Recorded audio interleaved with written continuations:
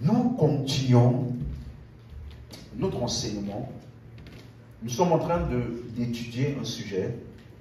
Nous sommes en train d'arriver à la fin. Pourquoi appartenir à une église locale et y être engagé? Amen. Amen. Matthieu chapitre 16, le verset 18. Matthieu chapitre 16, le verset 18.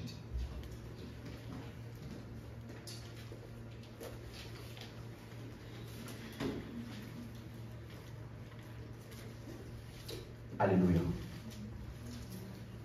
Est-ce qu'on a trouvé? Ok. Et moi, je te dis que tu es Pierre, et sur cette pierre, dans la version seconde 21, c'est sur ce rocher, je bâtirai mon église, et que les portes du séjour des morts ne prévaudront point contre elle. Jésus ici est pour la première fois en train de mentionner le mot église. Il dit, je bâtirai mon église. Amen. Et nous avons pris le temps d'expliquer que ce mot église-là n'est pas un mot inventé par Jésus. C'est un mot grec qui veut dire ecclésia, qui parle d'un rassemblement de personnes qui sont appelées. Amen. Donc lorsqu'on parle d'église, le concept d'église en lui-même, ce concept parle déjà d'une assemblée. Il n'y a pas église une seule personne. Ça parle de rassemblement de plusieurs qui sont appelés. Amen. Et donc Jésus dit, je bâtirai mon église. Il a parlé au futur. Parce qu'au moment où il parlait, l'église n'avait pas encore été bâtie.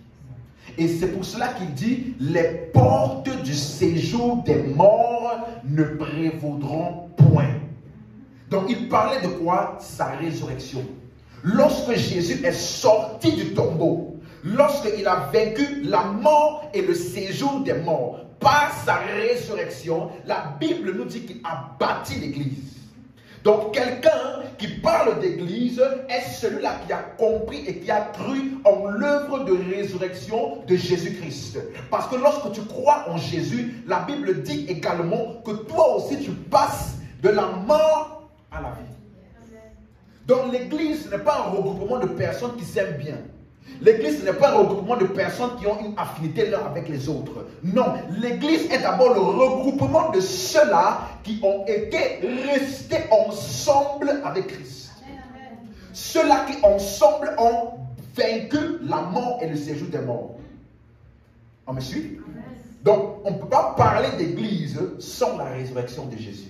Voilà pourquoi on avait lu, Jésus une fois, il parlait aux pharisiens, il a dit, détruisez ce temple et en 3 jours, je le bâtirai. Donc ça veut dire que la Bible dit ensuite qu'il ne parlait pas du temple physique, mais il parlait plutôt du temple de son corps. Et aujourd'hui, dans Éphésiens 1, verset 22, la Bible dit qu'il a tout mis sous ses pieds. Dieu a tout mis sous les pieds de Christ. Et il l'a donné pour chef suprême à l'église qui est son corps. Donc l'église est le corps de Christ. Et Jésus a dit, je bâtirai en 3 jours. Donc, est-ce que l'église de Christ a été bâtie? Hein? Oui. Est-ce que c'est quelque chose qui va encore arriver par la suite? Non. Il l'a déjà bâti. Et quiconque croit en lui fait partie de l'église qui est le corps de Christ. Voilà pourquoi donc l'apôtre Paul, on a vu ça, il a utilisé donc le corps physique comme une analogie de l'église. Il a dit de la même manière que notre corps a plusieurs membres, mais un seul corps, de la même manière, le Christ est aussi, il est un seul corps avec plusieurs membres. Donc après il dit, nous sommes tous les membres les uns les autres, nous sommes membres du corps de Christ. Donc, est-ce que tu as déjà vu un corps qui fonctionne indépendamment? Est-ce que tu as déjà vu des membres d'un corps? La main est, par exemple, tu es venu aujourd'hui à l'église, tu as laissé ta main à la maison? Tu as envoyé ton pied en voyage au pays.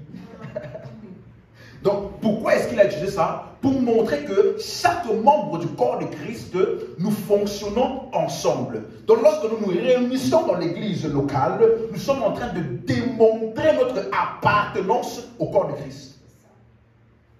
On a également vu que le corps de Christ a été appelé la famille de Dieu. Parce que Dieu a une famille. Tous les êtres humains sur la terre ne sont pas de la famille de Dieu. Tous les êtres humains sur la terre sont des créatures de Dieu. Mais parmi les créatures de Dieu, il y a ceux-là qu'on appelle fils de Dieu. Amen. Et donc ceux qui sont fils de Dieu, c'est ceux-là qui ont reçu le Christ. C'est ceux-là en qui le Christ habite. Et donc lorsque la Bible dit à tous ceux qui l'ont reçu, elle leur a donné le pouvoir de devenir enfants de Dieu.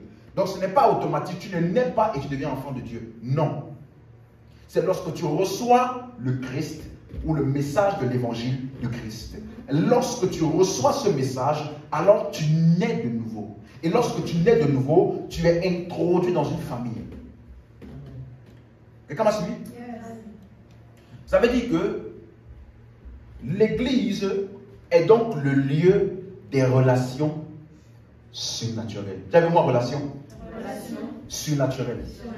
Quand on parle de relations surnaturelles, ça veut dire que nous sommes liés les uns avec les autres par des liens qui ne sont pas des liens naturels, par des liens qui ne sont pas des liens biologiques, par des liens qui ne sont pas des liens d'ADN. Mais les liens par lesquels nous sommes liés sont des liens surnaturels. Ce sont des liens éternels. Quelqu'un me suit? La Bible appelle chacun de nous, on dit dans Galates chapitre 6 verset 10, il dit, pendant que vous avez l'occasion, pratiquez le bien les uns envers les autres, surtout envers la famille de la foi. Qu'est-ce qu'on appelle la famille de la foi? La famille de la foi, ce n'est pas ton frère et ta soeur dont vous êtes nés du même père. La famille de la foi, c'est ceux-là dont vous avez le même Père céleste. Quelqu'un me suit? C'est ceux-là dont nous avons... Ce qui nous lie là, c'est la foi en Christ. On appelle ça la famille de la foi. Donc c'est ça qu'on appelle l'Église, le corps de Christ. Et donc l'Église locale est lorsque tu viens dans un regroupement de tous ceux qui sont membres de la famille de Dieu, tous ceux qui sont membres du corps de Christ. Et lorsque nous nous réunissons, nous sommes en train de démontrer notre appartenance au corps de Christ. Amen. Et c'est pour cela que j'ai donc dit que quand on parle de relations surnaturelles, c'est le lien qui nous lie par la foi en Christ. Et on a continué en expliquant que l'église locale donc est donc une stratégie ou un outil de Dieu pour détruire l'égoïsme et l'orgueil dans l'homme. C'est dans l'église locale que tu vas apprécier le fait de servir les autres. Et en servant les autres, tu n'es plus seulement occupé à toi seul. Donc, par le service qui est prôné dans l'église et par les enseignements, tu apprends donc à vaincre et à extirper de toi la pensée et la mentalité du monde qu'on appelle l'égoïsme. Chacun vit pour soi, ma vie, mes projets, ce que je veux, comme je veux, comme je veux, et au détriment des autres s'il le faut. Mais dans l'église, vu que nous avons tous reçu la nature de Dieu qui est amour, et que lui il s'est sacrifié pour nous, nous aussi à notre tour, nous manifestons cette même nature-là vis-à-vis des autres. Nous servons les autres et par cela, il se passe ce qu'on appelle l'égoïsme qui est en l'homme est extirpé, il est détruit, il est brisé. Deuxièmement, dans l'église également, tu vas apprécier le fait que tu dépends des autres. Amen.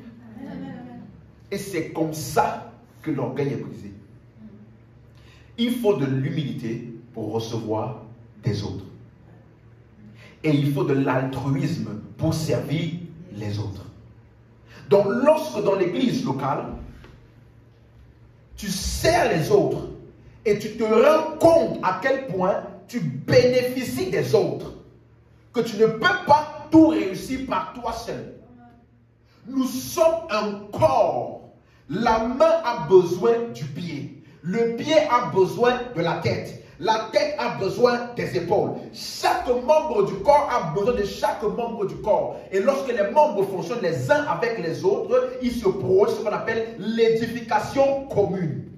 Chacun bénéficie et chacun participe au bien-être de l'autre. Et dans l'église locale, c'est ce qui se produit. Voilà pourquoi dans l'église que l'orgueil et l'égoïsme sont brisés en l'homme.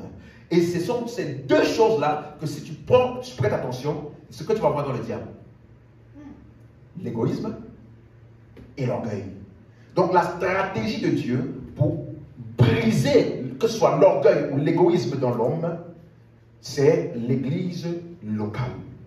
Et tu vas te rendre compte que lorsqu'on parle d'église locale, je dis ici que ce n'est pas juste le fait de venir à l'église ou juste de participer au culte de l'église. Parce que quand on parle d'engagement, si tu es engagé dans une relation amoureuse, je dis ça ici du vendredi passé, tu vas t'y investir, n'est-ce pas? De ton temps, de tes ressources, de ce qu'il y a pour que cette relation marche et ça arrive jusqu'au mariage. Si c'est un vrai engagement.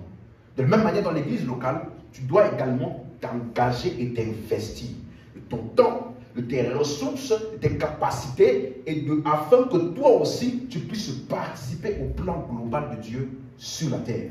Et c'est pour cela que, souvent de nos jours, beaucoup de personnes ont du mal avec l'engagement dans l'église.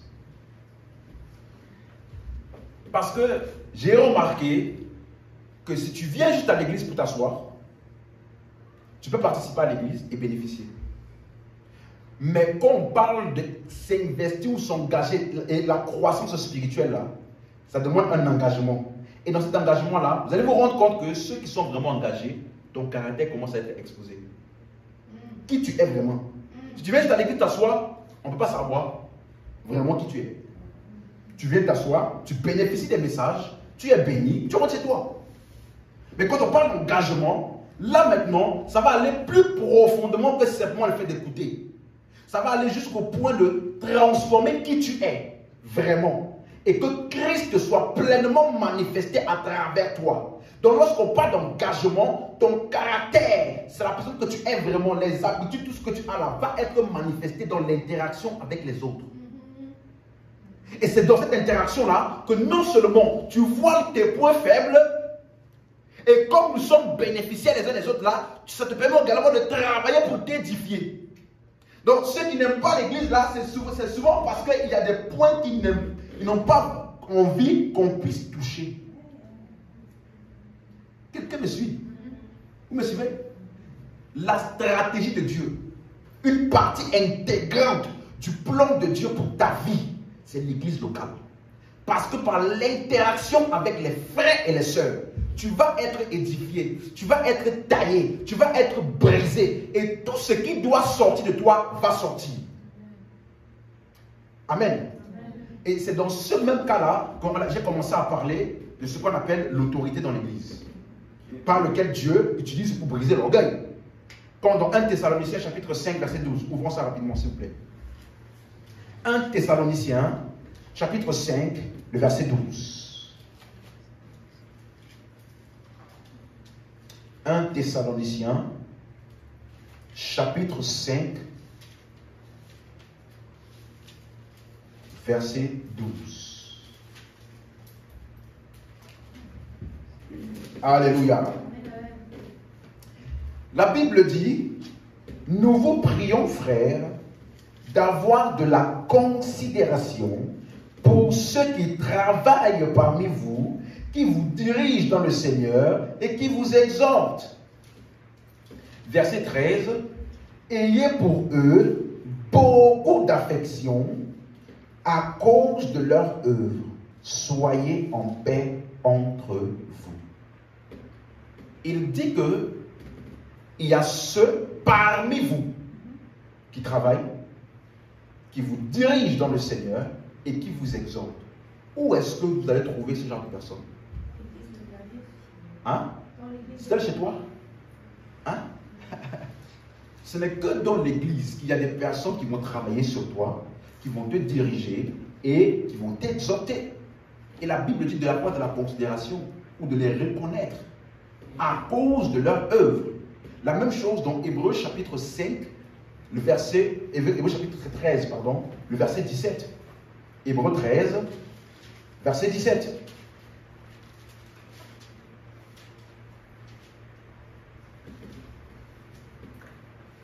Hébreux 13, verset 17.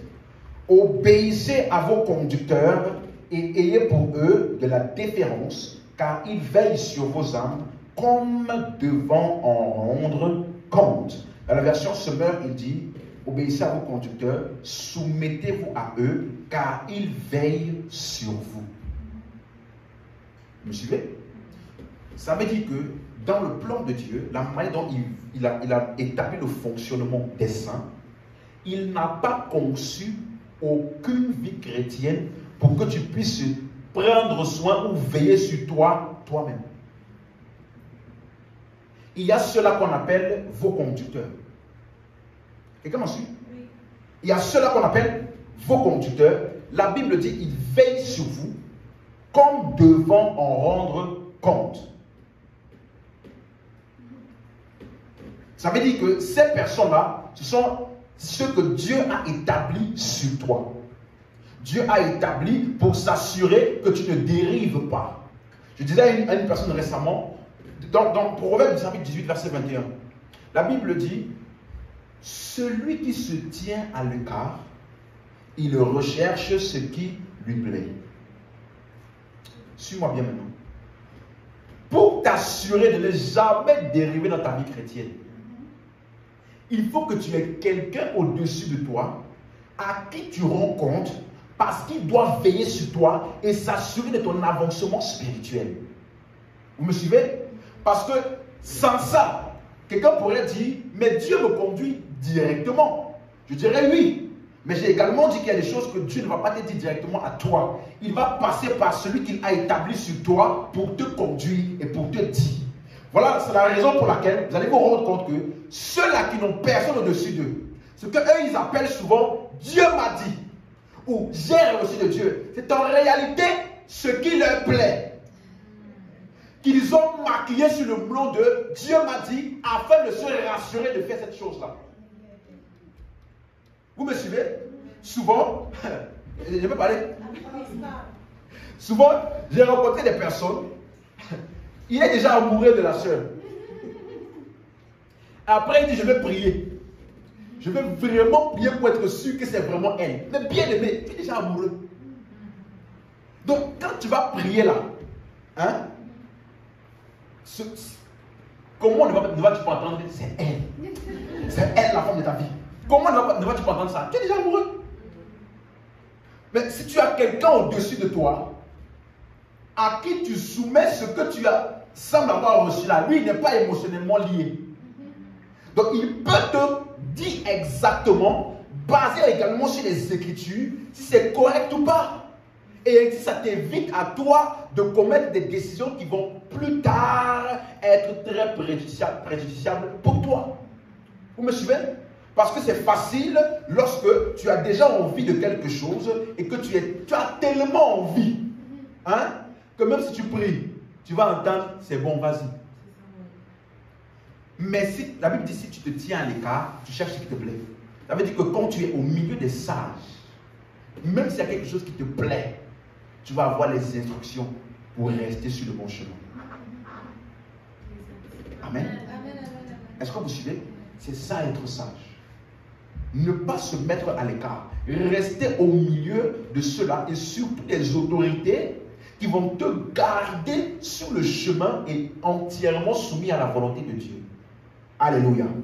C'est pour cela qu'on a vu également que vous allez voir dans Acte 4, versets 35 à 37, lorsque il y a plusieurs personnes de l'église primitive dans Acte, ils ont vendu de leur terrain, vendu de tout ce qu'ils avaient, et ils l'ont déposé aux pieds des apôtres. J'ai expliqué que ça, qu'est-ce que ça voulait dire? Ça voulait simplement dire qu'ils ont mis cela à la disposition des apôtres pour la distribution commune. C'est les apôtres qui devaient s'en charger et décider comment la distribution devait être faite.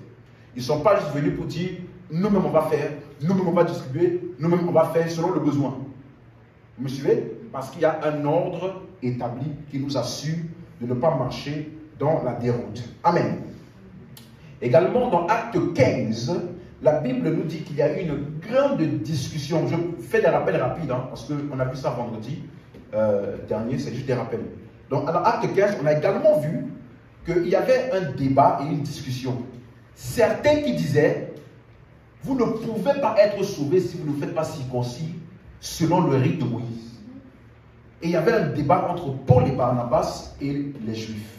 Et certains pharisiens qui avaient cru. Et ainsi, ils ont amené cette question-là aux autorités de l'église de Jérusalem. Et c'est la décision de Jacques, qui était l'autorité à ce moment-là, qui a été prise comme la décision finale et unanime. Parce que dans l'église, il y a une autorité.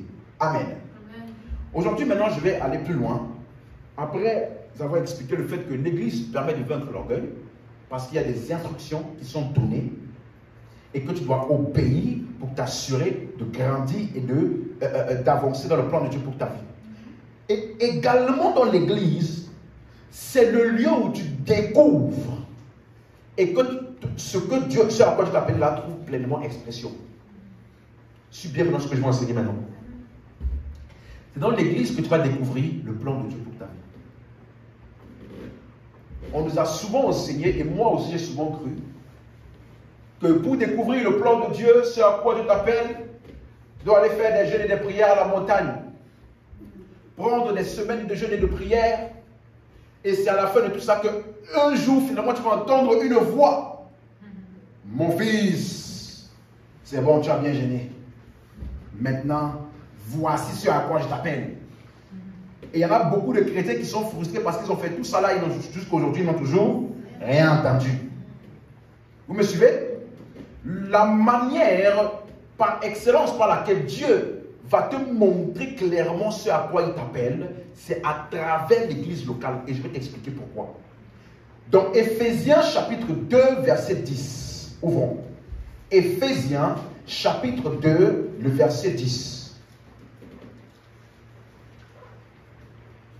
Alléluia. Éphésiens chapitre 2, le verset 10. Car nous sommes son ouvrage, ayant été créés en Jésus-Christ pour de bonnes œuvres que Dieu a préparées d'avance afin que nous les pratiquions. Ça veut dire que avant même que tu ne sois né, Dieu avait déjà préparé des bonnes œuvres que tu allais pratiquer sur la terre. Dis Amen. Amen. Ça veut dire que ta vie sur la terre ne doit pas être un hasard. Amen. Vous me suivez? Si aujourd'hui sur la terre, la manière dont tu fonctionnes et la manière dont tu vis, tu n'as aucune clarté vis-à-vis de ce à quoi Dieu t'a appelé, des bonnes œuvres qu'il a préparées d'avance pour toi. Ça veut dire que, bien aimé, tu n'as pas encore été établi dans une église ou alors sous une autorité de quelqu'un qui t'a perfectionné. Parce que dans Éphésiens chapitre 4, verset 11, la Bible dit, il a donné les uns comme apôtres, les autres comme prophètes, comme évangélistes, pasteurs et docteurs. Pourquoi? Pour le perfectionnement des saints. En vue de l'œuvre du... Ça veut dire que si tu veux découvrir l'œuvre du ministère à laquelle Dieu t'a appelé, c'est lorsque toi, en tant que saint, tu es exposé au ministère du pasteur, prophète, évangéliste, qui va t'équiper, parce que le mot perfectionnement en grec, ça veut dire katartizo, ça veut dire te fournir tout l'équipement nécessaire pour une mission. Donc, lorsque tu es exposé dans l'église locale aux enseignements de la connaissance de Christ, cela va bâtir en toi toute la structure et l'équipement dont tu auras besoin pour accomplir ce à quoi Dieu t'appelle. Et ainsi, l'œuvre du ministère va trouver expression. Est-ce que si aujourd'hui, je donne cet exemple un jour, est-ce que tu sais que les deux pieds que j'ai là ne vont jamais savoir à quoi ils servent s'ils ne sont pas reliés au haut du corps? Allô? Tant qu'ils sont séparés là, si jamais ça peut exister, hein, ils ne vont pas savoir à quoi ils servent. Mais c'est lorsque ces pieds-là sont connectés à tout le corps que maintenant la tête veut aller là-bas. le pied trouve une expression maintenant que sa capacité là, en fait, la raison pour laquelle il a été connecté à ce corps-là, c'est pour servir à déplacer le corps. Donc c'est sa liaison avec tout le corps qui permet de trouver l'essence même de son utilité. Est-ce que quelqu'un me suit? Donc c'est dans ton interaction avec les autres. Quand tu vas te rendre compte que il y a des choses qui sont endormies en toi, que tu ne vas jamais voir manifester tant que tu n'es pas en communion avec les autres. La Bible dit par exemple, en parlant des dons spirituels, que la manifestation de l'esprit a été donnée à chacun pour l'utilité commune, pas pour ton utilité. Donc c'est lorsque tu es avec les autres que la chose qui est en toi là trouve expression et tu te rends compte maintenant que des choses qui étaient endormies en toi commencent à se manifester vis-à-vis des autres. Vous me suivez? Il y a des personnes, quand tu vois souvent ce qu'on appelle les grands hommes de Dieu, ils font des miracles, ils donnent des grandes prophéties, ils font beaucoup de choses. Toi, tu penses qu'ils ont un Saint-Esprit différent du tien. C'est simplement en fonction du besoin et de l'utilité de ce que Dieu veut faire avec les personnes en face là, que tout ce qui est en lui trouve expression. Il y en a parmi vous ici, et je le dis par l'esprit, que beaucoup d'entre vous ici, vous pouvez et vous devez guérir des malades. Mais lorsque tu vois des personnes malades, tu penses que c'est pour les autres. Quelqu'un me suit ici? Il y en a parmi vous ici, vous devez prophétiser. Mais lorsque tu vois l'autre, tu penses que non, moi je n'ai pas cette grâce-là, c'est lui qui peut faire mieux, ou c'est le pasteur seulement, c'est lui qui voit des choses. Non! Bien-aimé, si tu as à cœur d'être bénéfice pour les autres, tu vas te rendre compte que la grâce de Dieu qui est en toi là va se manifester. Et tu vas te rendre compte que tu vas faire des choses même. Après tu vas réfléchir. C'est vraiment moi qui a fait ça? Aïe, aïe, aïe. Donc en fait c'était endormi en moi depuis attendant le besoin qui est en face pour se manifester. Donc tant que je ne suis pas en contact avec les autres, ça reste endormi. Quelqu'un me suit? Donc dans ton interaction avec les autres, ce qui est en toi, la grâce, la peine, trouve expression. Les bonnes œuvres qu'il a préparées d'avance. Donc quand les saints sont établis et perfectionnés, à mesure qu'ils grandissent, l'œuvre du ministère à laquelle ils sont appelés, cette œuvre-là devient manifeste. C'est la raison pour laquelle dans Acte 6, par exemple, lorsqu'on devait choisir les diacres, n'est-ce pas?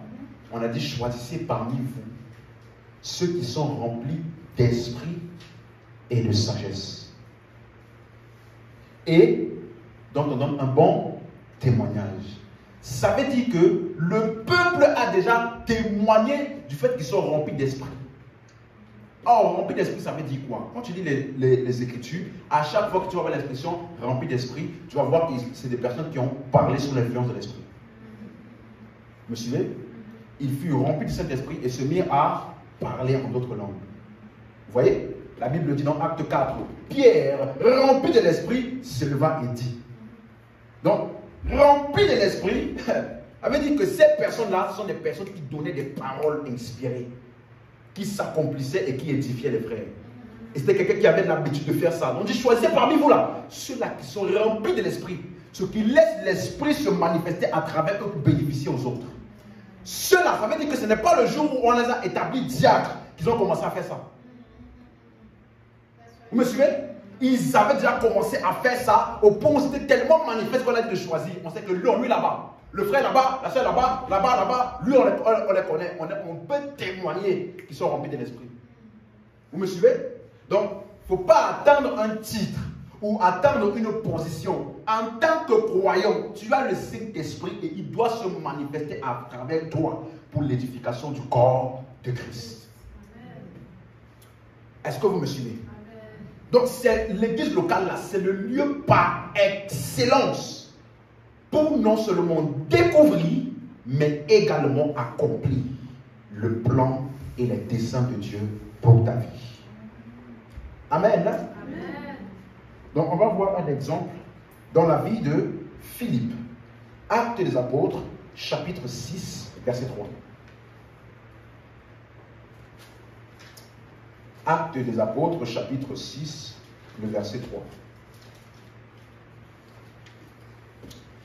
Alléluia. On a trouvé? Ok.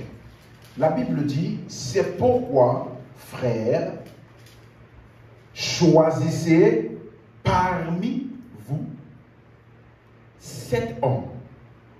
Il devait choisir parmi qui?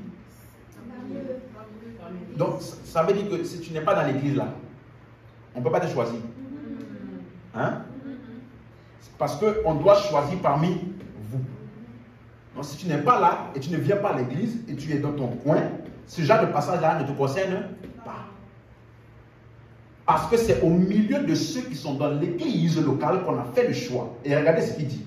Choisissez parmi vous 7 hommes de qui l'on rende un bon témoignage, qui soit plein d'esprit et de sagesse, et que nous chargerons de cet emploi. Et nous continuerons à nous appliquer à la prière et au ministère de la parole. Donc il y avait un besoin dans l'église de servir aux tables, parce que l'église avait tellement grandi que les apôtres ne pouvaient plus tout gérer. Donc ils ont dit, on va choisir 7 personnes, juste pour servir aux tables. Regardez les conditions. On n'a pas dit pour prêcher, on n'a même pas dit pour évangéliser, juste pour prendre la nourriture. Monsieur, vous avez besoin? Tenez. Juste pour ça là, il faut être rempli de l'esprit. Il faut avoir un bon témoignage. Et il faut être rempli de sagesse. Pourquoi? Parce que dès qu'il y a interaction avec les frères et sœurs, il faut que tu sois rempli d'esprit. Vous me suivez?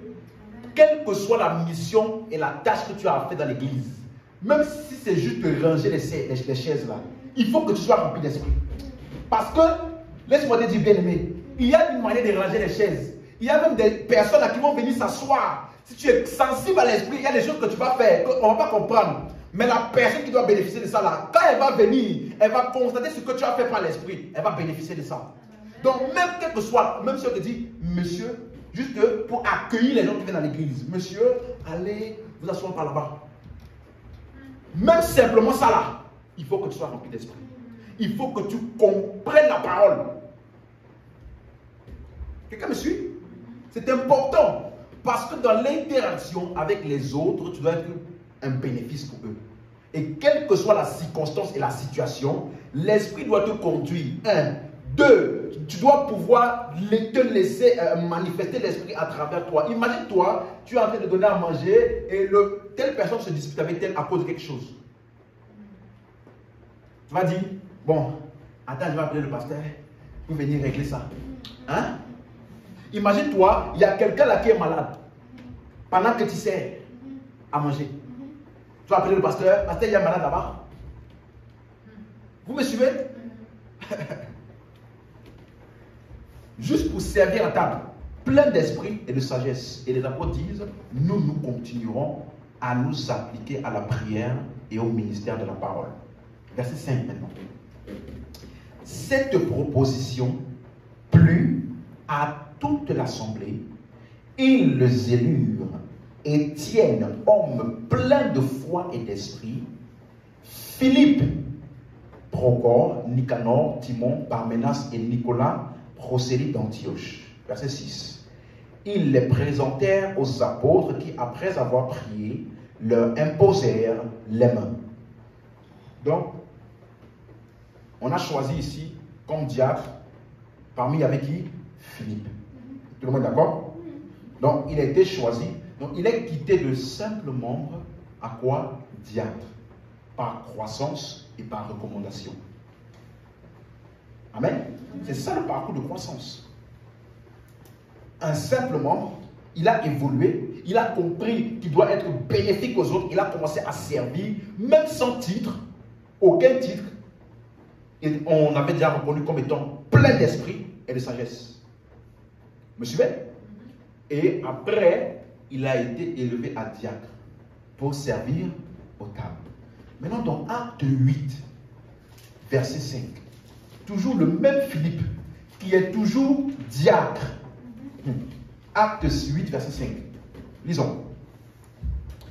Philippe, étant descendu dans la ville de Samarie, il prêcha le Christ. Il a prêché qui? Le Christ. En tant que diacre. Hein? Il prêcha le Christ.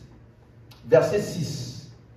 Les foules tout entières étaient attentives à ce que disait Philippe lorsqu'elles apprirent et virent les miracles qu'il faisait en tant que diacre. Verset 7.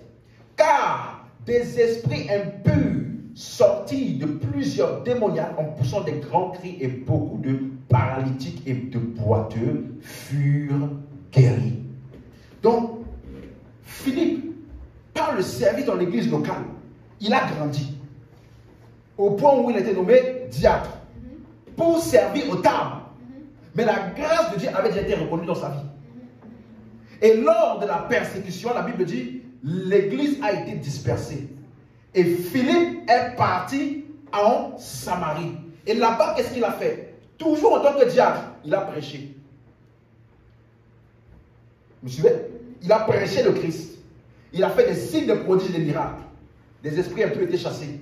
Et une grande ville entière était attentive à ce qu'il disait. En tant que diacre. Quelqu'un me suit? Amen. En tant que diacre. Ça veut dire que c'est donc son service dans l'église qu'il a été reconnu. C'est dans son service dans l'église que cette grâce-là a commencé à se manifester. Voilà pourquoi il avait été choisi parmi les 7. Quelqu'un me suit? Dans ton interaction avec les autres là, ce qui est en toi va trouver expression. Et maintenant, lorsque l'opportunité s'est trouvée par la persécution d'opérer maintenant, de fonctionner, voilà le résultat. Voilà quelqu'un qui servait aux tables, mais il avait tout ça en lui. Il servait aux tables, mais il avait tout ça en lui. Des fois, nous, on pense que quand on te dit, viens, nettoie, range les chaises, c'est parce qu'on n'a pas conscience de ce qu'il y a en toi. Mais il y a toujours le processus de croissance en vue de l'œuvre du ministère. Si les saints là devaient œuvre du ministère directement, Jésus n'allait jamais donner les uns comme apôtres, prophètes, évangélistes. C'est pour que tu sois perfectionné. Et dans le processus de perfectionnement là, le ministère là va trouver expression. Et alors, lorsque tu vas partir pour opérer, non seulement tu seras efficace, mais tu auras tout l'équipement nécessaire pour manifester ce que Dieu attend de toi. Amen. Amen. Et qu'est-ce que c'est ça? Amen. Maintenant, verset 40. Acte 8, verset 40. La Bible dit, Philippe se trouva dans Azote, d'où il alla jusqu'à Césarée, en évangélisant toutes les villes par lesquelles il passait. Il a quitté de prêcher Christ en Samarie. Il a commencé maintenant à évangéliser de ville en ville. Regardez le parcours de croissance et d'expression du ministère. Ça ne s'est pas fait du jour au lendemain. Il y a un processus qui a commencé où? Dans l'église. Quelqu'un sait ça? Parce que tout ce qu'il fait là, il a appris ça. Les apôtres ont dit, nous allons nous concentrer à quoi? Au ministère de la parole et à la prière. Donc il était attentif aux enseignements des apôtres. Et c'est comme ça qu'il a été perfectionné. Et ainsi, il a grandi spirituellement au point d'être nommé diacre. Ensuite, aller dans une ville, prêcher là-bas. Maintenant, il commence à évangéliser de ville en ville. Il y a des gens ici dans cette église-là. Ici, là, vous qui écoutez ma voix, dont le monde est en train d'atteindre ce qui est en toi. Il y en a parmi vous ici, sinon tous, qui attendent que... Il y a des gens dans le monde là, ils attendent avec un ardent désir que tout ce qui est en toi là puisse trouver expression afin qu'ils puissent bénéficier de ça. Tu me suis? Mais tant que tu restes dans l'égoïsme, je vis pour moi, mes projets, ma vie, tu ne pourras pas grandir. Et comme tu ne pourras pas grandir, ce qui est en toi ne pourra pas trouver expression. Est-ce que vous me suivez? quel que soit ce à quoi Dieu t'appelle, il va toujours te préparer. Il va toujours t'équiper. Et dans ce processus-là, tu vas être bâti. Il y a des choses qui vont être enlevées de toi. Tu vas passer par des moments où tu ne seras pas toujours même fier de venir à l'église. Fier d'entendre ce que tu dois entendre là. Mais c'est nécessaire pour le perfectionnement dont tu as besoin en vue de l'œuvre du ministère. Maintenant, regardons Acte 21, verset 8. Philippe a encore évolué. Acte 21, verset 8. Nous partîmes le lendemain, c'est Paul qui parle, c'est Luc, pardon. Nous partîmes le lendemain et nous arrivâmes à Césarée. Étant entrés dans la maison de Philippe, l'évangéliste. Ah, ce n'est plus Diacre. Philippe, et regardez bien la précision qu'on met. Qui était l'un des 7? Quels 7? Les 7 diacres qui avaient été choisis. Maintenant, il a tellement évolué, la grâce et l'appel a été tellement démontré que c'est clair maintenant pour tout le monde qu'il a évolué jusqu'à l'office d'évangéliste. Ça a commencé où? Ça veut dire qu'il a aussi été sauvé. Peut-être même, ce n'est pas écrit dans la Bible, peut-être même il a été sauvé d'abord dans Acte 2 là. Pendant la Pentecôte, peut-être, ce n'est pas écrit. Mais en tout cas, il a été sauvé quelque part. Après être sauvé là, il a été, la Bible dit, il persévérait dans l'enseignement des apôtres. Et en persévérant ici, qu'est-ce qui s'est passé? La communion fraternelle, la prière et la fraction des pains. En étant dans ce processus-là, qu'est-ce qui s'est passé? Il a été perfectionné. Ainsi, ce qui est en lui a commencé à trouver expression. En tant que simple membre. Ce n'est pas quand il est devenu diacre là, qu'on s'est dit, ça m'a mis diacre là. Ça veut dire qu'en fait, ça veut dire que Dieu a quelque chose vraiment pour moi. Hein? Non! Ce n'est pas ce jour-là. Il était déjà, on dit, choisissez parmi vous. Ceux qui sont pleins d'esprit de sagesse. Comment ils ont su? Ça veut dire qu'il y a des frères et des sœurs là, attestés dans la salle, qui peuvent dire, j'ai déjà bénéficié du ministère de ce frère. De ce frère, pas diacre, ce frère-là. Ça veut dire que j'étais déjà dans des situations où j'avais besoin d'une direction et lui, il a rempli de l'esprit. Laisse-moi venir. Ainsi dit le Seigneur, ma soeur, sois fort et courageux. Dieu est en train de dire que ce par quoi tu passes là n'est qu'une question de temps. Tu sortiras victorieux. Il dit juste ça. Et toi, tu penses que et tu te rends compte qu'après l'avoir écouté là, tu as une nouvelle force, une nouvelle vigueur qui te prend. Et la situation là qui t'a mené dans le découragement, tu reprends une nouvelle force pour continuer à avancer, persévérer jusqu'à la victoire. Donc voilà un frère, un simple frère, par une parole, m'a fortifié. Il ne s'est pas laissé influencer. Il ne s'est pas laissé, ma soeur, je comprends. Tu sais, de nos jours là, les temps sont compliqués aussi. Ça, là, si on dit, c'est un frère qui est rempli de l'esprit, on ne va jamais choisir ce frère. Au lieu de me parler par l'esprit, tu me parles par la compassion. Tu es compatissant de ma situation. Non, bien-aimé. Est-ce que vous me suivez? Rempli de l'esprit en tant que frère. Et étant reconnu, l'opportunité s'est maintenant présentée par la persécution d'avoir une ville entière où il devait prêcher. J'ai toujours dit ici que lorsque l'opportunité rencontre la préparation, il y a toujours l'impact. Mais si l'opportunité la venait trouver, quelqu'un qui n'avait pas été bien préparé, au lieu de produire l'impact, il devait avoir soit la destruction, soit aucun impact. Donc, peut-être qu'il était à l'église. Il ne se rendait pas compte que le processus par lequel il passait là, de persévérer dans les enseignements des apôtres, d'être dirigeant à l'église, dans les prières, de participer aux événements, aux différentes activités de l'église. Il ne se rendait pas compte qu'il y avait une ville entière qui devait être sauvée par ce qui est en lui. Et pour faire ça là, il fallait qu'il soit bien préparé, il fallait qu'il soit bien exercé. Parce que dans ces genres d'environnement là, des fois tu as des combats, mais si tu n'as pas bien préparé, au lieu de vaincre là, tu vas devenir complètement découragé. On va se demander si Dieu t'a vraiment appelé.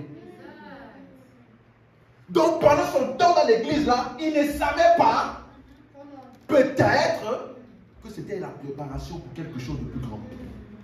Et en tant que simple diacre, il a évangélisé une ville, prêché Christ, le salut des âmes, les signes, prodiges et miracles.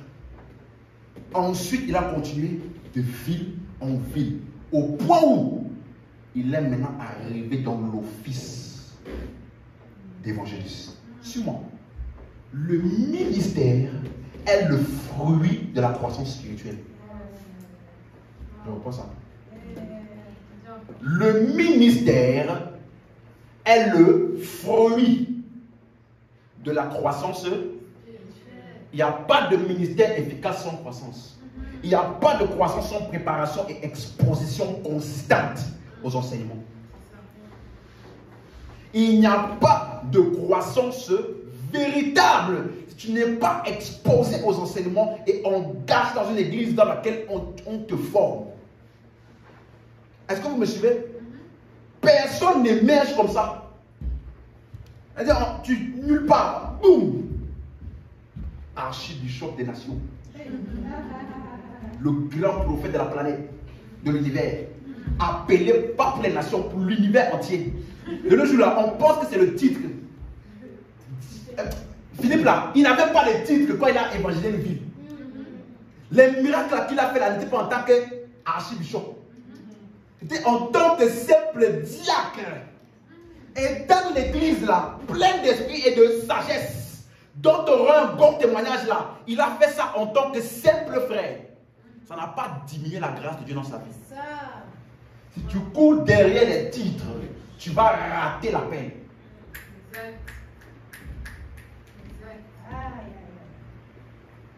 Quelqu'un m'entend? Le ministère est le fruit de la croissance spirituelle. Il est quitté de frère à diacre. Diacre là, il a prêché. Prêché dans une ville, il a encore grandi complètement. Il est maintenant entré dans l'office d'évangéliste. Vous me suivez? Ce n'est personne. Regardez un passage. 1 Timothée 3, verset 8. 1 Timothée 3, verset 8.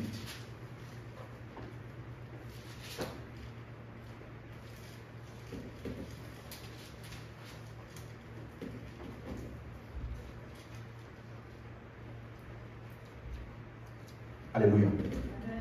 Avant de lire ça, je veux te pousser à réfléchir un truc. Je vais vous poser une question. Lorsqu'il fallait choisir les 7, hein, est-ce qu'on a prié avant de les choisir ou après les avoir choisis? Après les avoir choisis. Hein? Parce que la Bible dit après les avoir choisis, ils ont prié pour eux, ils ont imposé. Mais les apôtres, ils ne sont pas spirituels. Pour prendre une décision de choisir cette personne, ils n'ont pas fait une veillée de prière pour que Dieu puisse impacter et parler.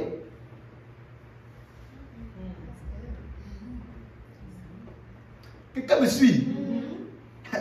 Suis bien. Retiens bien la question là. Lisons maintenant. 1 Timothée 3, verset 8. Les diacres aussi doivent être honnêtes, éloignés de la duplicité, des excès du vin, d'un gain sordide. Verset 9. Conservant le mystère de la foi dans une conscience pure. Qu'est-ce qu'on appelle le mystère de la foi?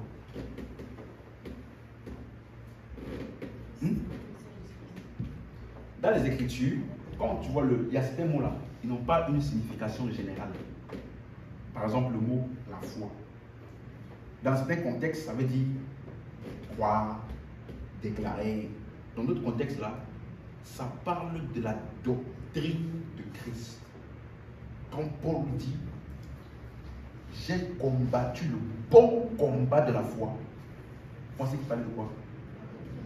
Il parlait au milieu de toute la multitude de fausses doctrines aux alentours, de tous les sujets et occasions de compromission du message qu'il a eu. Il a gardé le message là pur. Voilà pourquoi il dit ici, ils doivent conserver le mystère de la foi dans une conscience pure. En d'autres termes, un diacre, il doit comprendre l'évangile, être capable de l'expliquer.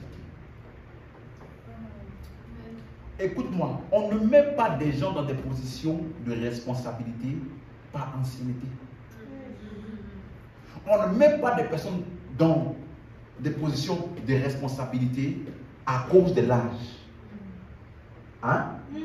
On ne met pas des personnes dans des positions d'autorité à cause de l'apport financier.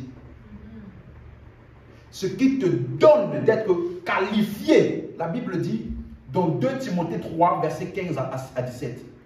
Dès ton enfance, tu connais cette écriture qui peuvent te rendre sage à salut par la foi en Jésus. Toute écriture est inspirée de Dieu et utile pour enseigner, pour convaincre, pour corriger et pour instruire dans la justice, afin que l'homme de Dieu soit accompli et propre à toute bonne œuvre. Donc, ce qui te donne d'être accompli et propre à toute bonne œuvre, même servi aux tables. Accompli et propre à toute bonne œuvre, c'est ta compréhension des Écritures, ta compréhension du mystère de Christ. Tu n'es pas capable d'enseigner ou d'expliquer des choses à quelqu'un si on te met dans une position de responsabilité, au lieu de te bénéficier, ça va te détruire.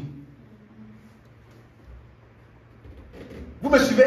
Parce que beaucoup, dans l'église aujourd'hui, à cause de la pression qu'on met souvent et la pression de vouloir monter vite, la pression des responsabilités, la pression des titres, qu'est-ce qu'on fait? On se précipite. Et alors, on commence à faire des choses sans même comprendre pourquoi il faut les faire. On commence à faire des choses parce qu'on veut imiter les autres. Mais le véritable service et ministère est le fruit, la résultante de la croissance spirituelle que tu as expérimenté par la profondeur des Écritures. Lorsque tu réalises à quel point Jésus a tout accompli, lorsque tu arrives à percevoir complètement ce qu'il a fait pour toi, naturellement, on n'a pas besoin de te forcer, ni de te menacer. Ce qui jaillit de toi, c'est le ministère. La Bible dit, celui à qui on a pardonné beaucoup, il aime beaucoup. Donc si on t'explique à quel point Jésus t'a tellement pardonné, ta vie va être pour lui.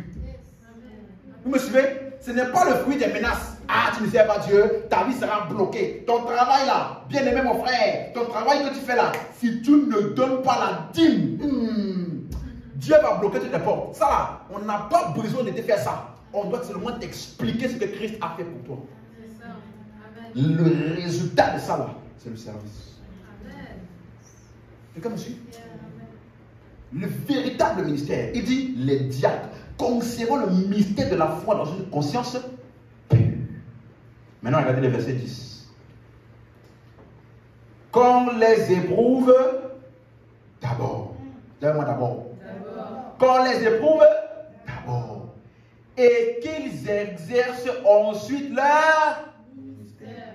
S'ils sont trouvés sans. Donc, pendant qu'ils sont éprouvés là, il peut arriver que tu as l'impression que c'est un simple frère. Lui-même peut penser que peut-être le pasteur ne voit pas la grâce de Dieu, le feu qui est en moi là, qui est en train de brûler. J'ai envie de manifester ça. Pourquoi le pasteur me bloque? Il me dit simplement, nettoie les chaises. Ou alors, fais juste ça. Ou fais juste ceci. Qu'on les éprouve d'abord. Personne n'émerge de nulle part. Tu m'as entendu? Personne. Dans le royaume de Dieu là. Personne. Personne. Si tu veux être sûr d'accomplir le plan de Dieu pour ta vie, tu n'émerges pas de nulle part. On doit te retracer à quelque part. on a pu retracer le parcours de Philippe. Oui ou non? Il a commencé où? Un simple frère dans l'église. Et par la croissance spirituelle, il est entré dans son office d'évangéliste. On n'émerge pas par ambition. Quelqu'un me suit? Tu dois être connu. Tu dois appartenir à un groupe où tu es bien nourri. Ainsi tu grandis. Ainsi tu es connu. Ainsi tu es utile. Ainsi tu es encadré. Et ainsi tu grandis dans le service et en responsabilité. Jusqu'à éventuellement entrer dans ton office. Tu n'as pas dit amen. Amen. Vous me suivez? Donc, quand tu comprends ça là, tu vas te rendre compte que les plans de Dieu, donc, ils sont encapsulés dans des hommes. Les plans de Dieu, il a déposé ça dans des hommes. Et une des preuves les plus importantes, c'est que quel est le plan global de Dieu sur la terre? Dieu veut que tous les hommes soient sauvés et parviennent à la connaissance de la... Ok, regardez les deux volets du plan de Dieu, n'est-ce pas? Dans Romains 10, il dit ceci. Comment invoquer? Parce qu'il dit quiconque invoquera le nom du Seigneur sera sauvé. Et le salut là, c'est le plan de Dieu, n'est-ce pas? Pour tous les hommes. Il dit maintenant, comment invoqueront-ils celui de qui ils n'ont pas entendu parler? Comment entendront-ils parler s'il n'y a personne qui prêche? Comment prêcheront-ils s'il n'y a pas des prédicateurs qui sont envoyés?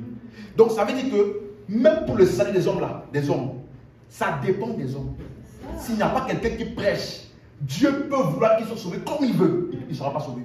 Parce que il faut que quelqu'un aille, un prédicateur aille prêcher l'évangile, il va entendre l'évangile, il va croire et baser sur sa foi là, confesser et être sauvé. Donc ça dépend de qui? Des hommes.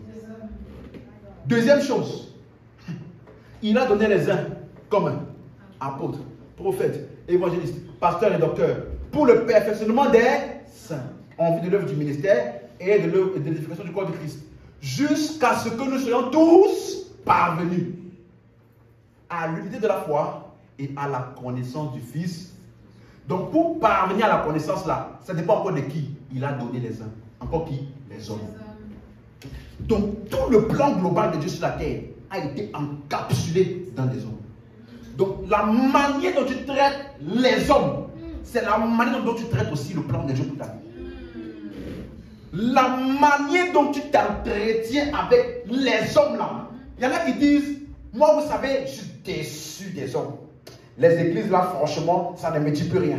On m'a trop déçu dans les églises. Finalement là, moi franchement, les hommes, je n'y crois plus du tout. Parce que tous les hommes là, ils ont des failles, mais ils viennent ici devant nous, ils font les saints, alors qu'eux aussi ils ont des péchés comme nous. Il y en a qui disent ça, que maintenant là, église là, je ne vais plus là-bas. Je vais lire ma Bible. Je dis à cette personne, tu es hypocrite. Ta Bible là, c'est Dieu qui est descendu, je sais pour écrire ça. Hein? Le livre de Samuel là, c'est Dieu qui a écrit ça. Non. Samuel là, c'est qui? C'est pas un homme. C'est un ange. Hein? C'est un animal. C'est qui? Un homme. Un Timothée, c'est écrit par qui? Un homme. Donc tu prends la Bible où c'est les hommes qui ont écrit, tu dis, j'en ai marre des hommes. Tu blagues qui? Vous me suivez? Tout ce que Dieu fait là, son plan sur la terre, ce n'est pas les hommes. Bien qu'ils sachent que les hommes sont faillibles. Voilà pourquoi nous étudions les Écritures. Parce que oui, c'est écrit par des hommes. Donc ça veut dire que la révélation de toute la Nouvelle Alliance, Nouveau Testament, qui a été donné à Paul. Paul parlait quel langue? Le grec. Hein? Donc si tu veux comprendre la révélation là, hein, il faut apprendre le grec. Quelqu'un me suit? Pourquoi vous allez comme ça? Ta Bible que tu as là, ça a été traduit, n'est-ce pas? Yeah. Quand tu traduis, tu ne peux jamais traduire à 100%. Tu vas toujours mettre tes propres certaines, parce qu'il y a certaines expressions qui ne font pas sens complètement en français. Donc toi, tu vas le reformuler à ta manière en implantant des choses là. Il y a beaucoup de versets bibliques que quand j'ai commencé à analyser le grec, j'ai dit non. tu ne peux pas comprendre la Bible totalement si tu t'arrêtes au français. Parce que cette révélation a été donnée à un homme qui ne parlait pas français. Allô? Il ne parlait pas français. Vous voyez? À quel point, même si l'homme là est limité à ça, toute la révélation que Dieu veut, qu'il puisse atteindre la doctrine. Parce que nous sommes bâtis aujourd'hui. Pardon. La majeure partie de la doctrine de l'Église aujourd'hui vient des épîtres. Vous voyez? Mais ça là, c'était donné par des hommes qui ne parlaient pas français. Or, c'était censé aussi atteindre ceux qui parlent français. Donc, malgré leurs limitations là, Dieu les a quand même utilisés. Ce n'est pas la limitation ou la faillibilité des hommes qui arrête le plan de Dieu. Vous me suivez? Ce n'est pas parce qu'un homme a des failles que tu vas dire non, Dieu ne va pas l'utiliser ou c'est de lui. Laisse faille. Vois la grâce et le plan de Dieu derrière l'homme pour bénéficier de ce que tu dois bénéficier de lui. Amen. Wow. Amen. Quelqu'un m'entend? Dieu a déposé son plan dans des hommes. Le premier homme, Adam, ça n'a pas marché, ça a échoué. Il est venu encore en Jésus. Jésus là, il a accompli l'œuvre parfaite en tant que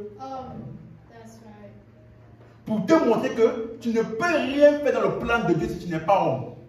Même pour sauver les hommes là, Dieu a vu le seul moyen de sauver les hommes qui doivent recevoir le salut. Il faut que ce soit un homme qui vienne payer le prix. Parce que le péché a été introduit par un homme. Vous me suivez? Et après qu'il a fait l'œuvre parfaite, on dit maintenant, si quelqu'un est en Christ, dans l'homme maintenant que Dieu, dans son plan là, c'est qui encore? C'est encore l'homme qui est en Christ. Tu veux fuir les hommes? Tu ne peux pas. Dieu a déposé tout son plan là dans les hommes. Donc, soit tu acceptes ça et tu commences à t'ajuster et apprendre à passer au-delà de l'humanité là pour voir le divin caché dans l'humain là et de recevoir ce que tu dois recevoir. Comment tu veux dire? L'erreur que nous faisons, c'est ça. Tu penses que Dieu, il ne va pas regarder à quel point tu es capable avant de t'utiliser. Nous ne sommes pas capables de quoi que ce soit par nous-mêmes. Mais notre capacité vient de Dieu, qui nous a rendus capables d'être ministres de la nouvelle alliance. Donc nous sommes ministres par la capacité de Dieu. Donc si on me regarde en tant qu'homme, tu t'arrêtes à ce que tu vois là, tu vas louper la capacité de Dieu qui est à l'œuvre en moi. Vous me suivez? Au-delà de l'homme. Parce que tu veux, que tu ne veux pas. Dieu va passer par des hommes. Pour le salut des hommes, il passe par des hommes. Pour la croissance spirituelle, il passe par des hommes. Amen. Donc, plan de Dieu. La manière dont tu traites les hommes, c'est la même manière que tu traites Dieu et son plan pour ta vie. Et je vais aller même plus loin. Je peux? Yes. La manière dont tu écoutes les hommes, c'est la même manière que tu écoutes Dieu.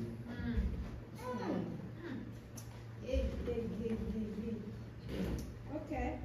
Suis-moi. La manière dont tu écoutes les hommes, parce que souvent, Dieu nous parle à nous tous, hein? Mais pas tous reconnaissent. Comme si, pas tous reconnaissent. Et j'avais donné l'exemple. Quand Samuel, avec Samuel et Élie, vous vous rappelez des exemples que j'avais donné? Oui. Samuel était couché, il entend la voix de Dieu qui lui dit Samuel, Samuel, Samuel.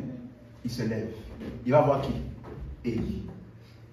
Et Dieu ne lui dit pas Samuel, pourquoi tu vas voir Élie? C'est moi qui te parle. Dieu ne dit rien.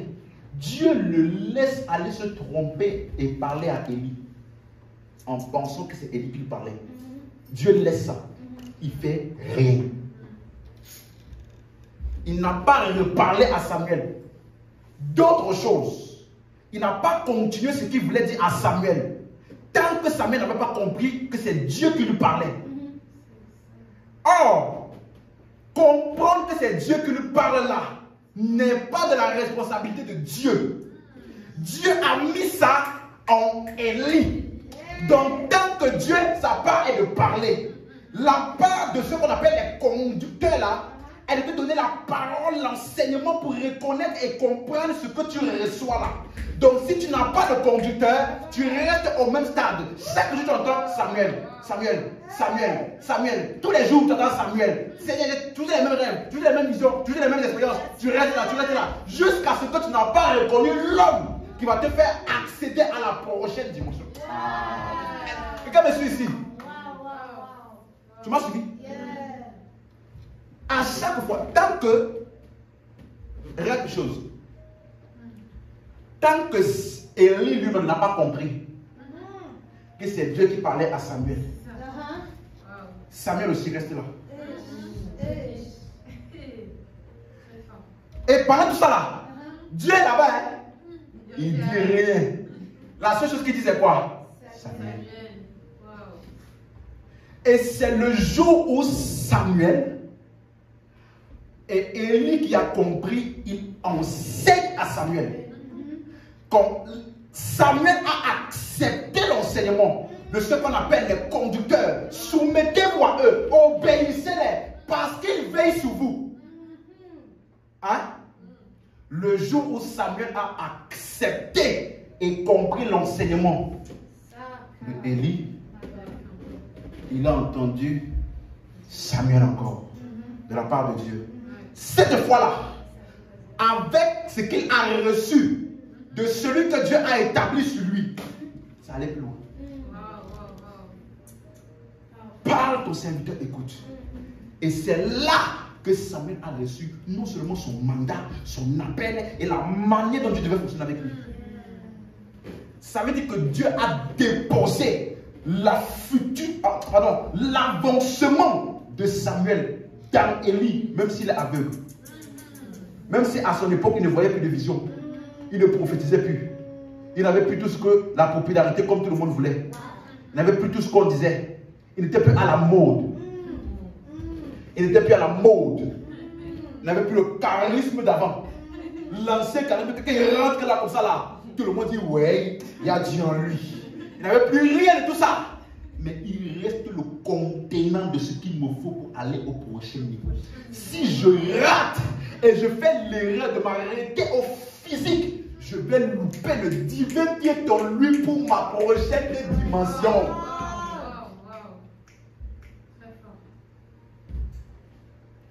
Les plans de Dieu ont été encapsulés dans des hommes.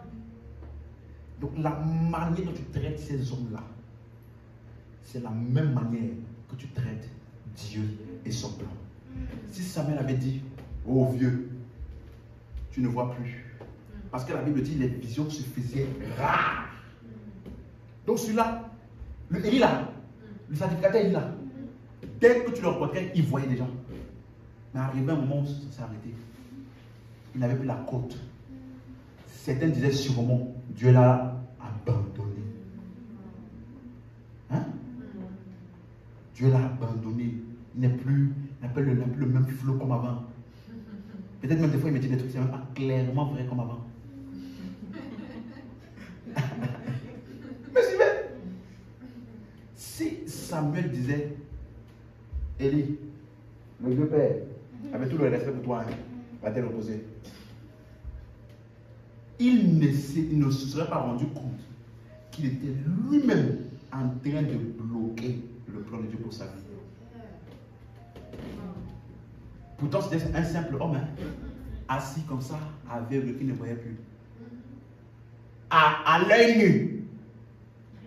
Tu peux dire, mais qu'est-ce qui peut sortir, comme on avait dit à Jésus, qu'est-ce de bon peut sortir de Nazareth? Qu'est-ce qui peut sortir de ce vieux-là? Ça se voit, il est fatigué, il faut qu'il prenne sa retraite. Mais il a fait la leçon de quoi? Écouter. Et ce qu'il a écouté et qu'il a mis en place a été la clé. La clé. Ça veut dire que peu importe le nombre de jeunes de prière qu'il faisait, rien ne s'est passé tant qu'il n'a pas écouté l'homme.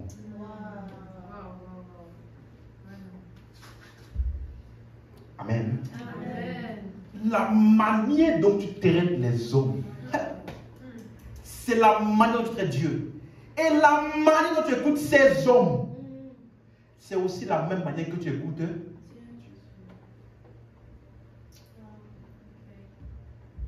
Donc, si tu banalises les enseignements qu'ils te donnent, sans ta rencontre, tu es aussi en train de banaliser la voix de Dieu, le plan de Dieu pour ta vie, mais tu ne te rends pas compte.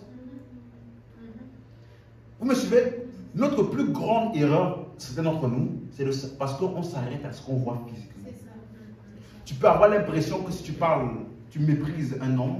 Ah, vas-y, tout ça. Ah, apparemment, physiquement, tu n'as rien fait. Ah, apparemment, physiquement, rien de mauvais. C'est pas si grave que ça. En fait, n'est-il pas vieux? N'est-il pas aveugle? Je ne lui ai que dit ce qui est vrai. Tu peux avoir l'impression. Pour connaître et reconnaître la voix de Dieu, c'est en étant familier avec sa parole. Parce que la voix de Dieu n'est pas différente de sa parole. Pour reconnaître et se guiser dans l'opération de la voix de Dieu, c'est en étant familier avec sa parole. Or, Dieu n'a pas conçu la vie chrétienne pour que nous puissions grandir dans sa parole par nous-mêmes. Il a établi des saints pour nous perfectionner par l'enseignement de la parole. Donc, en étant bien attentif à ce que tu entends, ça va également non seulement impacter, influencer, approfondir et étirer même tes expériences spirituelles. C'est la raison pour laquelle quand Samuel a entendu la voix de Dieu, ça ressemblait à la voix de qui? Ce n'était pas la voix de son père ou de sa mère ou de son voisin. C'était la voix de celui qui lui enseignait. Donc tes expériences spirituelles vont ressembler à tes enseignements que tu reçois. Si tu es toujours en train d'écouter le diable, le briser, les autels, les malédictions générationnelles, les malédictions, les brisements, les autels de la famille de mon père, tu vas te rendre compte que quand tu vas avoir des expériences dans tes songes, tu vas dormir, on va toujours te poursuivre, tu vas toujours voir des têtes bizarres là-bas, tu vas toujours voir des trucs bizarres, parce que ça va ressembler à ce que tu entends régulièrement. Mais si on te prêche régulièrement Christ, là-bas, c'est la parole de Christ qui va s'enjaillir en toi. Ce que tu vas expérimenter, c'est la profondeur de la connaissance de Christ. Même dans ton songe. Je me rappelle une fois, moi, je n'aime pas trop parler de ce genre de choses-là. Un jour, je dormais. Et dans un songe, je me suis écouté en train d'enseigner quelque chose que je n'ai jamais enseigné. Et étant sorti du songe, quand je me suis levé, j'ai noté dans mon téléphone l'enseignement là que j'ai jusqu'à aujourd'hui. Tu me suis? Ça veut dire qu'il y a des choses que Dieu voulait m'enseigner. Vous me suivez? Donc, quand j'ai eu ce songe-là, dès que je me suis réveillé, c'était très clair ce que j'avais dit. J'ai pris mon téléphone et j'ai noté. Parce que je sais que ça ne vient pas de moi. Mais toi, on te poursuit. Lundi, mardi, on te poursuit. Mercredi, c'est le hibou. Jeudi, c'est le serpent. Vendredi, c'est le lion. En fait, qu'est-ce qui n'a pas marché?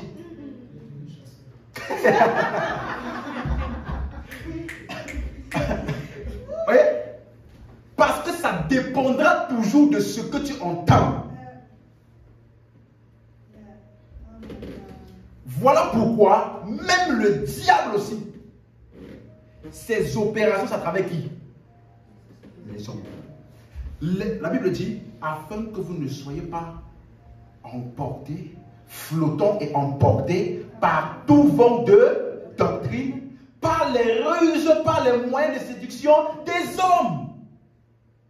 Donc même le diable, pour emporter les enfants de Dieu dans toute de fausses doctrines, il va aussi introduire ses agents. Avec lui aussi ses faux enseignements. L'apôtre Paul appelle ça la doctrine des démons. Vous suivez? Pas des hommes aussi. Donc, il faut bien choisir. Amen. Donc, en prêtant attention aux enseignements, tu es en train de valoriser le plan de Dieu. Plus tu passes du temps dans la parole, plus ton acuité spirituelle est développée à reconnaître sa voix. Donc, apprends à prêter attention aux hommes que Dieu a établis sur toi. La Bible dit que Moïse était en train de gérer le peuple et du matin jusqu'au soir, il gérait les problèmes du peuple. Il a fallu que Dieu utilise Jéthro pour venir lui dire, c'est pas comme ça. Établis des leaders et des anciens sur des groupes de 50 et de 100. Comme ça, ça va te faciliter la tâche parce que sinon tu vas mourir tôt. Donc la manière par laquelle Dieu l'a épargné, la mort prématurée, à cause d'une grande surcharge, il a envoyé un homme. Dieu ne peut pas lui parler. Vous ne pouvez pas lui dire, mon fils Moïse, établi. Vous me suivez? Même chose pour David. Il a fait un coup monté contre un soldat pour prendre sa femme. Et le prophète Nathan est venu lui parler en lui donnant une histoire. Et lui-même, pour vous montrer à quel point lui-même, pour lui là, s'il s'en foutait de ce qui s'était passé, dans l'histoire que le prophète lui a racontée, il a dit qu'on tue cet homme-là. L'homme qui a fait ça là, on le tue. Et Nathan lui a dit, l'homme là, c'est toi. Et c'est là qu'il s'est rendu compte. J'ai dit ça ici. Lorsque tu as des autorités au-dessus de toi, c'est comme des garde-fous. Ça t'empêche et ça te préserve de la déroute. Parce qu'il y a beaucoup de choses que des fois on fait parce que ça nous plaît au nom de Dieu. Au nom de Dieu m'a dit, ou je pense que c'est Dieu, j'ai reçu de Dieu ceci. Mais quand tu as quelqu'un au-dessus de toi, tu vas te rendre compte qu'il y a certaines choses là, il va te dire, ça là, il faut oublier. Et cette simple instruction là est une sagesse et un garde-fou pour toi, pour te préserver de la dérive. Amen. Je vais terminer en disant que, en parlant de, l'église locale, pour terminer, est le lieu où nous honorons Dieu. Nous apprenons la culture de l'honneur. On honore Dieu en honorant les hommes que Dieu a placés sur nous. Amen. Parce que, déjà, il y a une différence entre l'honneur selon le monde et l'honneur selon Dieu. Amen. Parce que les gens peuvent honorer dans le monde par intérêt. Je sais que si je fais ça, je vais me donner ça. Et des fois, dans l'église, il y en a qui font ça. Je sais que si je me mets comme ça, je vais bénéficier de ça. Il va me donner ça. Je vais bénéficier de ça. Donc, je me soumets. Donc, je disais qu'il y a l'honneur selon le monde et l'honneur selon Dieu. L'honneur selon Dieu, nous honorons ces hommes-là, pas à cause des hommes, mais à cause de Dieu. Est-ce qu'on suit? Et il y a une différence entre, suis-moi, le respect et l'honneur. Proverbe 3, verset 9. Proverbe 3, verset 9.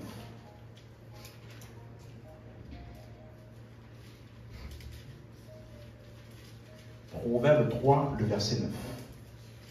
La Bible dit, vous trouvez? Honore l'Éternel avec tes biens. Pas avec tes paroles. Avec quoi? Et les prémices de tout ton revenu. Ça veut dire que quand on parle de l'honneur selon Dieu, ce n'est pas avec des paroles. Le respect, c'est avec des paroles. L'honneur, c'est avec des biens. Quelqu'un me suit? C'est pour ça que quand vous allez lire dans Matthieu chapitre 2, verset 10 à 11, les mages, les rois mages, ils sont venus pour faire quoi? Adorer le Seigneur Jésus qui était né. N'est-ce pas? Et la Bible dit qu'ils sont venus adorer avec des substances. De l'or, de la myrrhe et de l'encens. Vous suivez? De l'or, de la myrrhe et de l'encens. Et c'était même divinement inspiré ce qu'ils ont fait. Parce que ça a été grâce à ça que quand ils sont partis fuir en Égypte, ils ont eu de quoi survivre. Vous voyez? Non. nous honorons Dieu en honorant les hommes qu'il a placés sur nous. 1 Timothée 5, verset 17. Quand on parle de l'honneur, il y a quelque chose de substantiel que tu dois donner. Si tu honores. Amen. 1 Timothée 5, verset 17.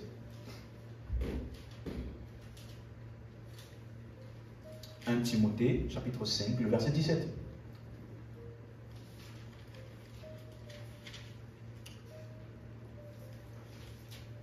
Amen. Amen. La Bible dit que les anciens qui dirigent bien soient jugés dignes d'un double honneur. Double quoi? Double respect. Hein? Double honneur, n'est-ce pas? Regardez, hein?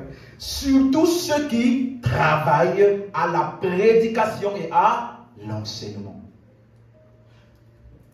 Dans la version semeur, c'est bien ça? Oui. Les responsables qui dirigent bien l'Église méritent des honoraires doubles. C'est ça. C'est ça, hein? Des honoraires doubles. Notamment ceux qui se dévouent au ministère, astreignant de la prédication et de l'enseignement. C'est quoi honoraire? Salaire. Hein? Salaire. C'est ce que. Il faut dire l'argent. Une fois, on ne connaît pas, c'est l'argent que tu donnes à quelqu'un à cause de quelque chose qui t'a.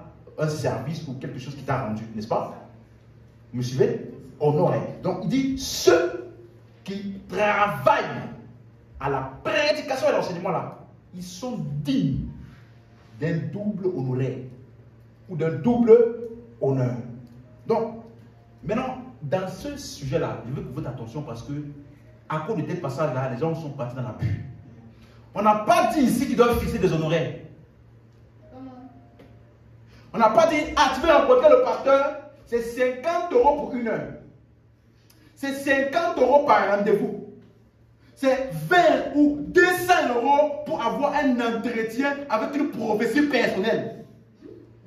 On n'a pas dit qu'ils doivent fixer des honoraires. Non, ils sont jugés dignes. Par qui? Par ceux qui ont bénéficié de leur travail là. Ayant vu le travail qu'il a investi en moi, alors je l'honore Dieu qui est en lui, en honorant cet homme-là par cet honoraire, ou alors ce salaire, ou alors cette offrande que j'ai faite.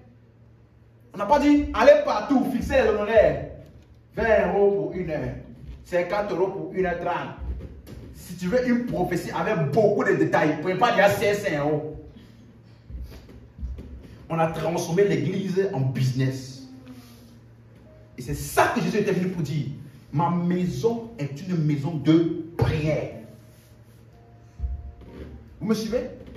Donc on n'a pas dit que les anciens là, ils fixent les honoraires. Non. À cause de leur travail, ils sont jugés dignes. Amen.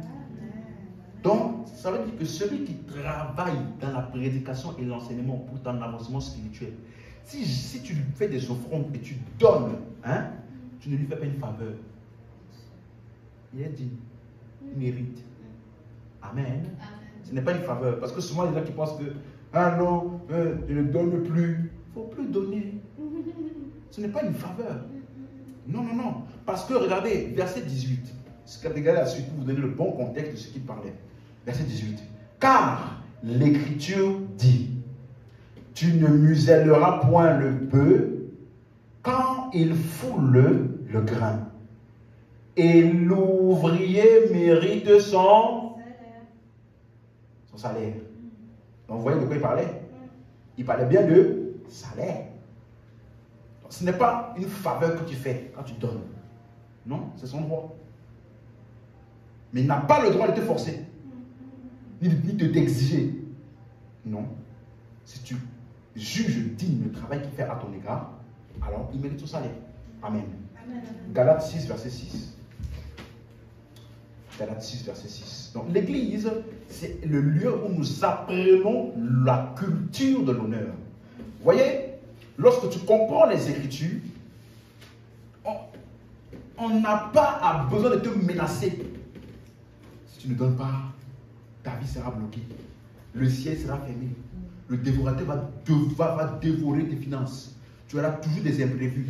Quand l'argent que tu voulais économiser la première fois de la dîme, là, non, tu vas voir. Tu auras une panne de voiture. Tu auras ton essence va consommer plus que d'habitude. Ta voiture va consommer plus que d'habitude. Il donne tout type de choses. Mais demande à ceux qui donnent la dîme là, s'ils n'ont pas aussi d'imprévus. On n'a pas besoin de menacer. Non. Si tu travailles bien à la prédication, à la parole, le peuple honore. Dis Amen. Amen. Il dit dans Galates 6, verset 6. Que celui à qui l'on enseigne la parole fasse part de tous ses biens à celui qui l'enseigne. Vous voyez ça? Que celui à qui l'on enseigne la parole fasse part de tous ses biens à celui qui l'enseigne. Donc ici, dans la version Martin, qu'il fasse participant de tous ses biens celui qui l'enseigne. Voilà pourquoi vous allez vous rendre compte que dans l'église locale, de l'église primitive, ils vendaient les terrains, ils donnaient sans mesure. Dans la nouvelle alliance, on n'a pas de pourcentage imposé. On n'a pas de donner 10%. Dès que tu as ton salaire, donne 10% pour que Dieu débloque tes finances. Non. Non, non, non. Nous donnons parce que Dieu nous a déjà bénis. Nous ne donnons pas pour être bénis. Nous donnons parce que nous avons été bénis. D'autres disaient, ah non, ah c'est parce que les gens disent que c'est l'ancienne alliance. Mais Abraham a donné la dîme. Il a donné la dîme, oui ou non? Première question, qui lui a demandé de donner? C'est ça. Hein? D'autres disent, on ne donne pas la dîme, on paye. Qui a demandé à Abraham, de donner la dîme? Deuxièmement, quand il a donné là, c'est parce qu'il avait déjà été béni. Le sacrificateur Melchizedek a dit, tu es béni. Après, il a donné la dîme. Donc, si toi tu dis maintenant, il faut donner la dîme pour être... Tu as inversé l'homme. Nous donnons parce que nous sommes bénis. Nous reconnaissons la bénédiction de Dieu dans nos vies, par son œuvre et également par les hommes qu'il a disposés à nos égards pour nous faire avancer spirituellement. Alors nous l'honorons avec nos ressources. La Bible dit que celui qui donne, donne sans contrainte, parce que Dieu aime celui qui donne avec joie. Donc si tu dois donner à contre-cœur, il ne faut pas donner. Mais si tu reconnais le travail de l'homme que Dieu a établi sur toi et son impact dans ta vie pour ton avancement spirituel, alors naturellement, tu fais part de tes biens. Amen. Hein? C'est clair pour quelqu'un? Donc on honore Dieu en honorant les hommes.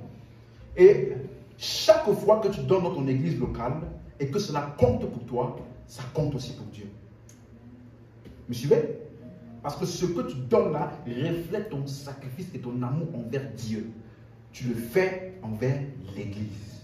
Parce que l'amour pour Dieu est exprimé par l'amour pour l'Église. Amen. C'est clair pour quelqu'un? Matthieu 26. Matthieu 26.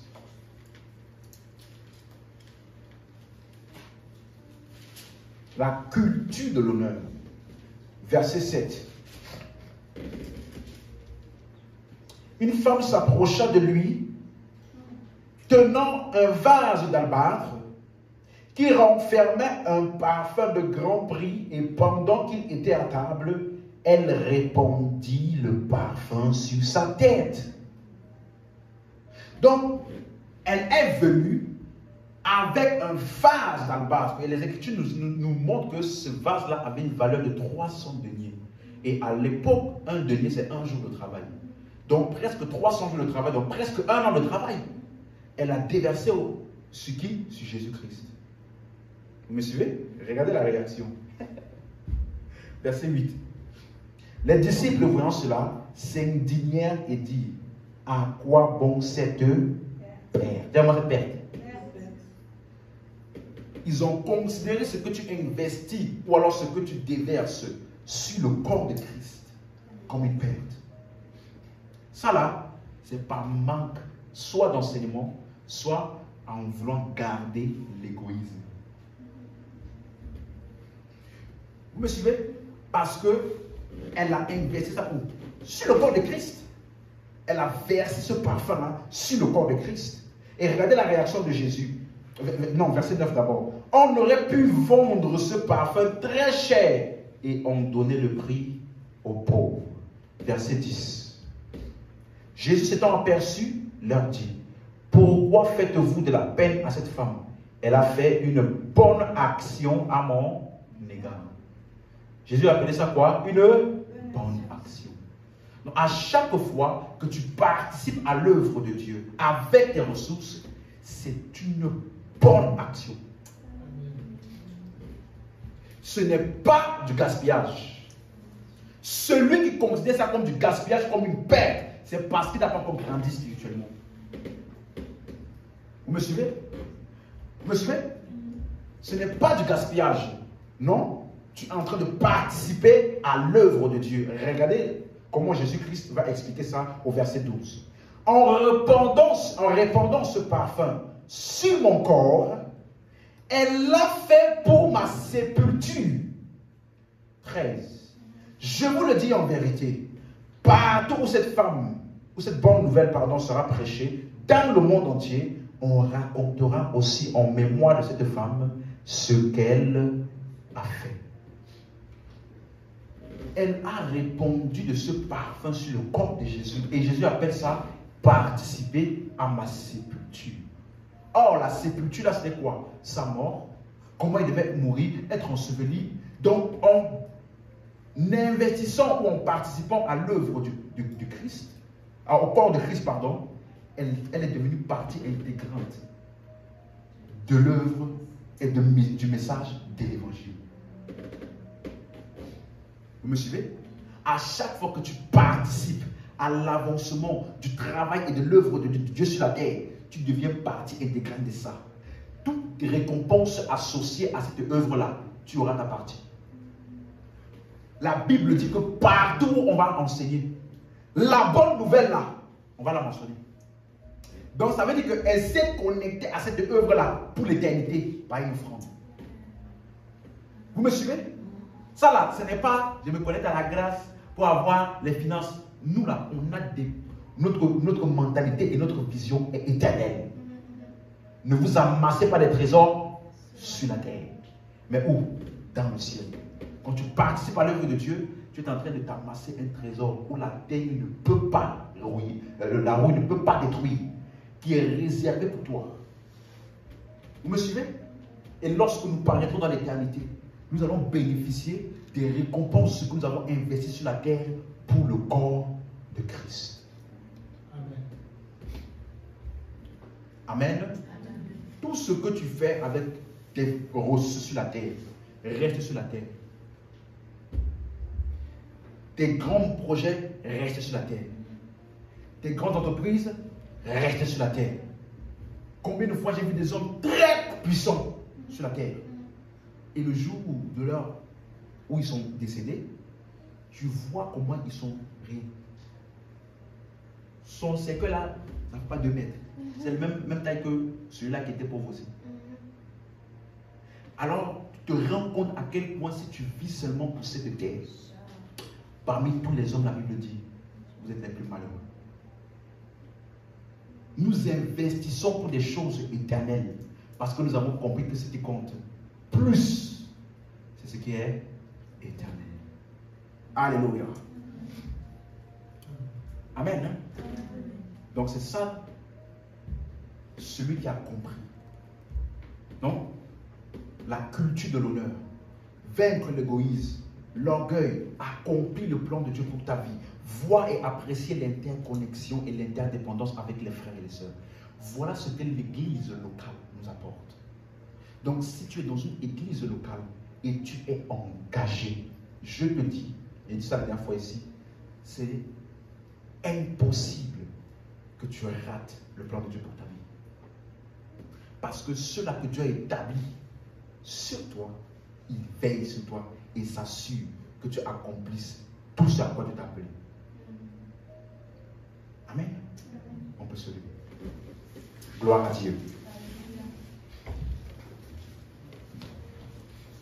L'objectif de cette série-là est il nous fait comprendre que dans le plan de Dieu pour nos vies, il n'a pas inclus que nous seuls.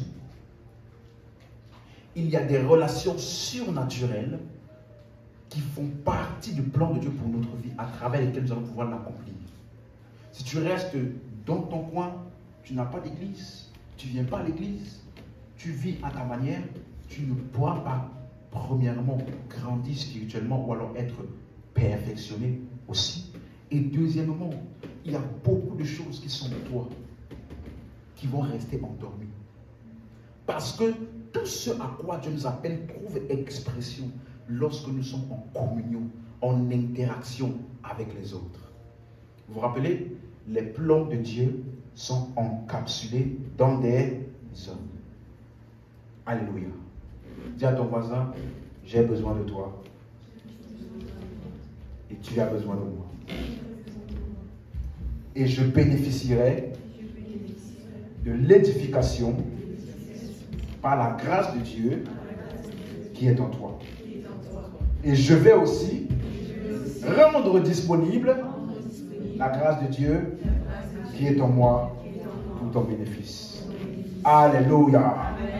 Élève la voix en grâce à Dieu. Merci Père pour ta parole. Merci Seigneur.